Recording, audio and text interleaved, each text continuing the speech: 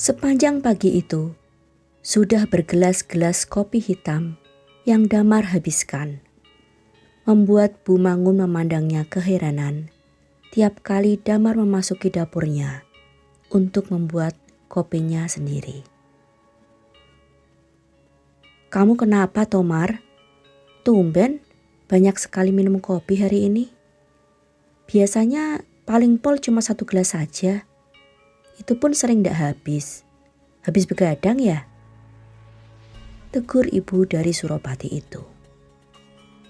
"Enggih Bu, ndak bisa tidur," jawabnya enggan. Bu Mangun tersenyum mendengar jawaban pemuda itu. "Makanya kamu mbok ndang kawin seperti kakangmu Suropati itu, biar ada yang nemeni kamu tidur," ujarnya dengan nada menggoda. "Lagi pula, kasihan Suti ndak ada temannya di rumah. Kalau kamu punya istri, kan ada yang bisa menjaga adikmu juga." Damar tersenyum kecut mendengar anjuran Bu Mangun. "Permisi dulu Bu, mau lanjut kerja," pamitnya dengan segelas kopi panas yang baru. Sudah jam istirahat. Damar tak ingin membuang waktu. Ia mendahului para anak buahnya keluar brak dan lekas-lekas mengayuh sepedanya menuju ke kantor pos. Surat untuk Suropati harus segera ia kirimkan agar bisa memberi kepastian untuk Janti. Namun di depan kantor pos, ia melihat banyak orang berkerumun. Raut wajah mereka tampak tegang dan menyiratkan kengerian. Damar memarkir sepedanya, menyandar pada dinding luar kantor pos, lalu menghampiri kerumunan itu. "Ada apa, Kang?"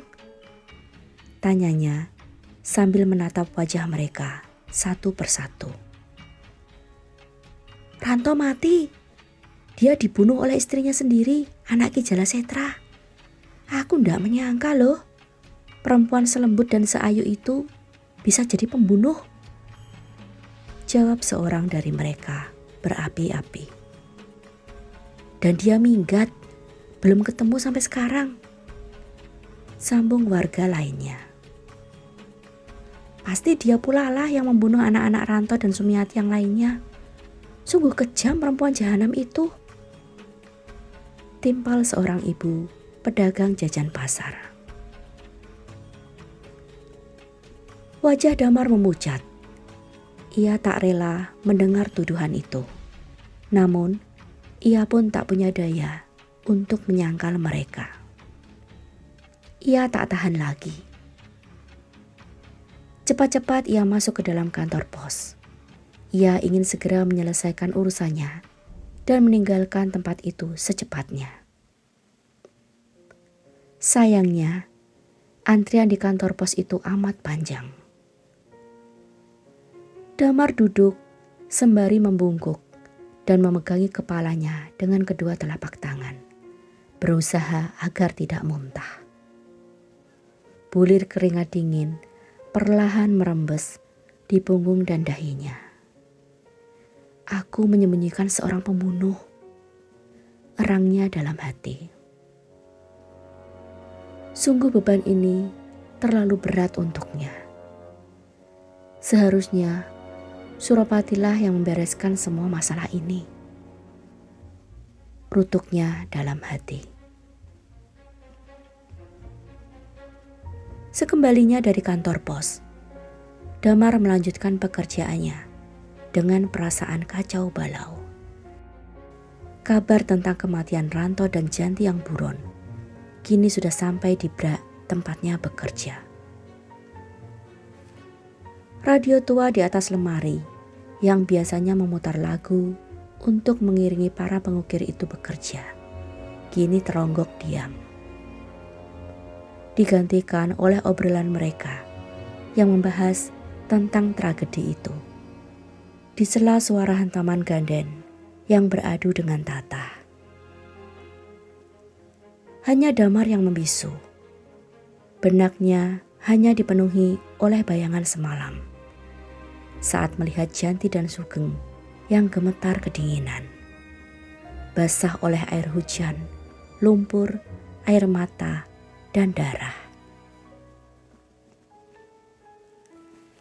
Saat Damar mengembalikan gelas kopinya ke dapur pun, ia bisa mendengar percakapan antara Ki Mangun dan sang istri di ruang tengah. Lelaki tua itu tertawa puas sembari menyumpahi Janti. "Untung saja anakmu tidak jadi menikah dengan perempuan itu, Bu," tukasnya. Tak terdengar sahutan Bu Mangun. Damar tak tahan lagi. Sebelum asar, ia memutuskan untuk menyudahi pekerjaannya dan bergegas pulang. Di sepanjang perjalanan, ia berpikir keras tentang apa yang hendak dikatakannya terhadap Janti nanti. Saat ia memasuki rumah, Janti menyambutnya sambil bertanya pelan. "Kabarnya sudah sampai kemana-mana ya, Kang?" Damar hanya mengangguk lemah. Wajahnya kusut masai. "Kamu punya rencana apa, Janti?" tanya Damar di sela makan malam mereka. Janti terdiam sejenak sebelum menjawab pertanyaan itu. "Aku harus pergi sejauh mungkin dari sini, Kakang." "Lalu kemanakah kalian akan pergi? Apa kalian mempunyai sanak keluarga di kota lain? Aku bisa mengantar kalian ke sana." Janti menghentikan suapannya. "Ndak usah, Kang. Toh aku juga belum tahu kemana kami hendak pergi. Tapi yang jelas, kami harus secepatnya meninggalkan rumah ini dan pergi sejauh mungkin." "Apa tidak sebaiknya kita menunggu jawaban dari Kakang Suropati dulu?" tanya Damar. Janti tersenyum lelah. "Ndak usah, Kang. Mungkin saja kabar ini tak akan sampai ke Madiun." "Tapi aku sudah mengabarinya, Janti. Aku sudah mengiriminya surat tadi siang." Janti tampak terkejut dan menatap Damar. Ia sama sekali tak menyangka Damar akan melakukan hal itu. Namun, sedetik kemudian ia kembali menunduk. "Kang Damar mengirim surat. Tapi untuk apa lagi?" gumam Janti. Damar membisu. Janti menghela napas. Perlu beberapa hari untuk surat itu sampai ke Madiun. Dan beberapa hari lagi sampai kita mendapatkan balasannya. Apalagi kalau Kakang Suropati tidak langsung membalasnya. Malah mungkin bisa jadi dia tak akan mau membalasnya. Bagaimanapun juga, kini ia sudah menjadi milik perempuan lain. Suara Janti terdengar tersendat. "Kami tidak bisa berlama-lama tinggal di rumah ini, Kang. Terlalu berbahaya buat kalian berdua. Warga bisa amat marah dan menuduhmu terlibat dengan apa yang sudah aku lakukan," ujar Janti sembari menatap Suti yang sedang membujuk Sugeng untuk makan. Damar terdiam. Dalam hati, ia mengakui kebenaran semua yang Janti ucapkan.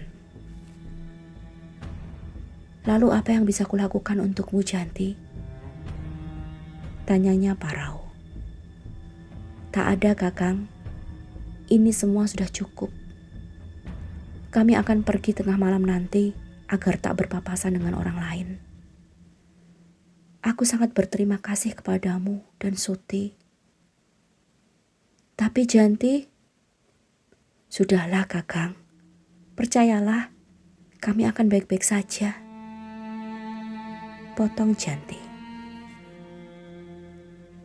Damar menarik napas panjang. Ia bangkit dan masuk ke dalam kamarnya.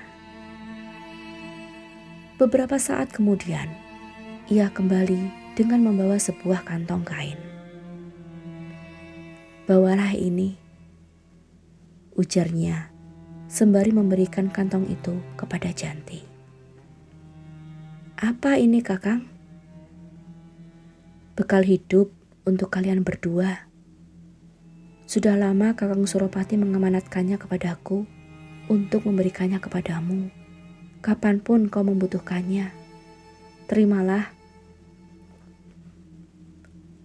Janti menitikkan air mata saat menarik tali pengikat kantong kain itu. Isinya adalah sebuah gulungan tebal uang kertas. Janti hendak membuka mulut, namun Damar kembali menegaskan, "Terimalah. Sampaikan terima kasihku kepada Kakang Suropati, Kang," bisik Janti akhirnya. Damar hanya mengangguk, matanya berkaca-kaca. Selepas makan malam, mereka memutuskan untuk berkumpul di ruang tengah. Suti membantu Janti mempersiapkan perbekalan yang akan mereka bawa. Tengah malam tiba. Suasana begitu hening senyap. Bahkan serangga dan binatang malam lainnya pun seakan enggan untuk bersuara. Janti menyampirkan kain jarik di bahunya dan mulai menggendong Sugeng. Suti membantunya sambil menahan isakan. Setelah itu, Janti menyandang tas pemberian Suti di bahu kanannya. "Saatnya kami pergi, Kang.